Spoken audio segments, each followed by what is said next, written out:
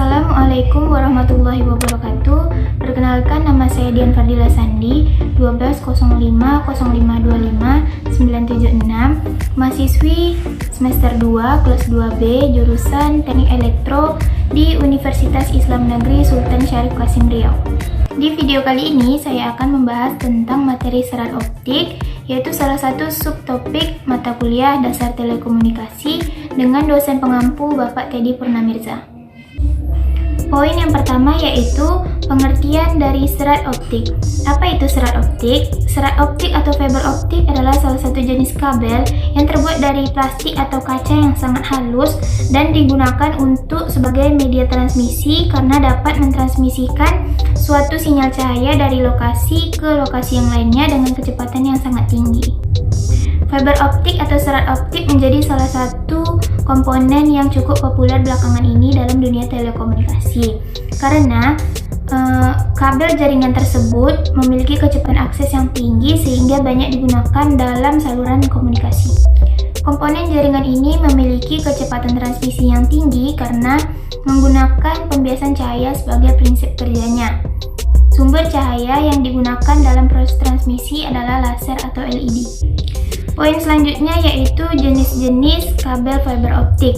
Fiber optik dibedakan menjadi dua jenis berdasarkan mode transmisinya. Yang pertama yaitu fiber optik single mode, yaitu kabel jaringan yang memiliki transmisi tunggal sehingga hanya bisa menyebarkan cahayanya melalui satu inti dalam suatu waktu.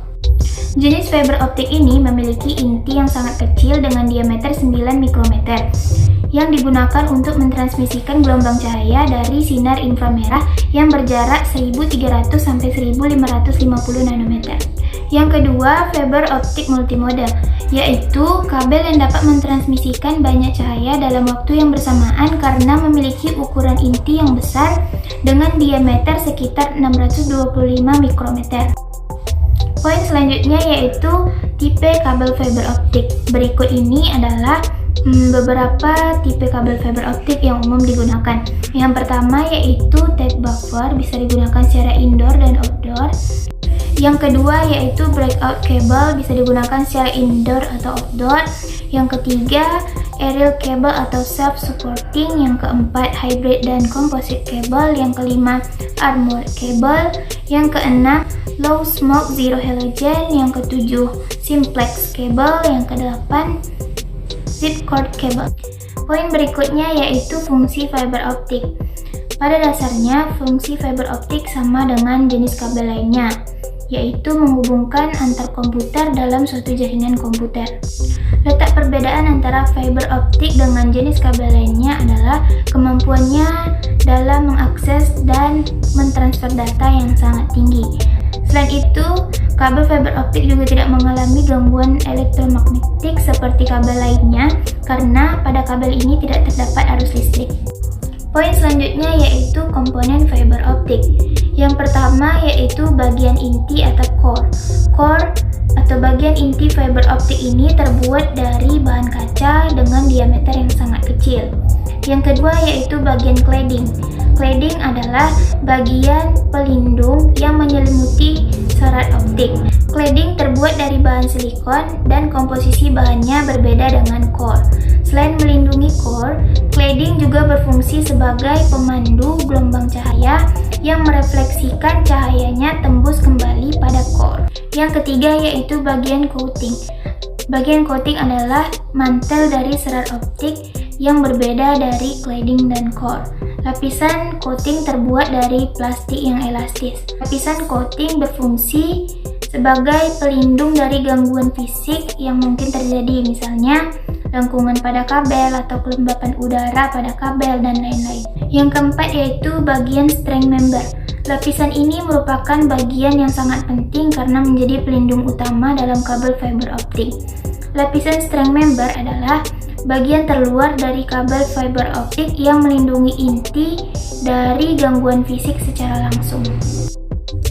Poin selanjutnya yaitu kelebihan dan kekurangan fiber optik. Yang pertama, kelebihan fiber optik. 1. Memiliki kecepatan transmisi data yang tinggi dengan kapasitas mencapai 1 GB per detik. Yang kedua, dapat mentransmisikan data dengan jarak yang jauh tanpa bantuan penguat sinyal. Yang ketiga, terbuat dari bahan plastik dan kaca sehingga tahan terhadap karat. 4. Ukuran kabel sangat kecil dan fleksibel.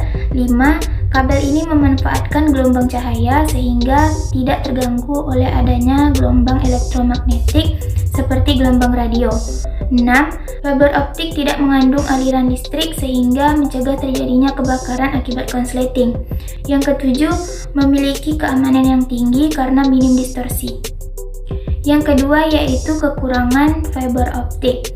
1. Biaya instalasi dan perawatannya lebih mahal daripada jenis kabel lainnya. 2. Membutuhkan sumber cahaya yang kuat. Yang ketiga, kabel harus dipasang secara berbelok untuk memaksimalkan kecepatan dan kelancaran transmisi cahaya.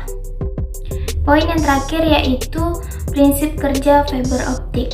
Fiber optik memanfaatkan serat kaca sebagai bahan penyusutnya untuk mendapatkan refleksi atau pantulan cahaya total yang tinggi dari cermin tersebut sehingga dalam proses transmisi bisa dilakukan dengan cepat dengan jarak yang tidak terbatas. Selain itu, dalam proses kerjanya, efisiensi dari pantulan cahaya dipengaruhi oleh kemurnian bahan fiber optik, di mana semakin murni bahan gelas yang digunakan, maka akan semakin sedikit cahaya yang diserap oleh fiber optik. Baiklah, cukup sekian penjelasan materi serat optik dari saya. Mohon maaf jika ada kekurangan dan kesalahan. Wabillahi taufiq wal hidayah. Wassalamualaikum warahmatullahi wabarakatuh.